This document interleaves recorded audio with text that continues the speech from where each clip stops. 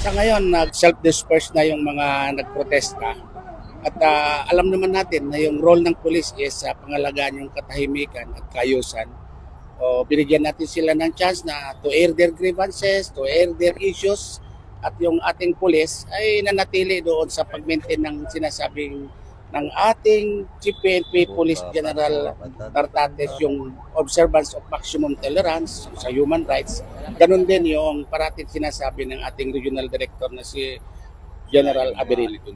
So, always observe yung maximum tolerance, yung respect for human rights. Trabaho natin to, panindigan natin to. Palaya nilang gawin yung kanilang gusto na pagpapahayag.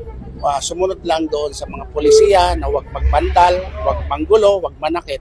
At ang kapulisan naman ay nandyan lang na gawin ang kanilang trabaho na panatilihin yung kaayusan.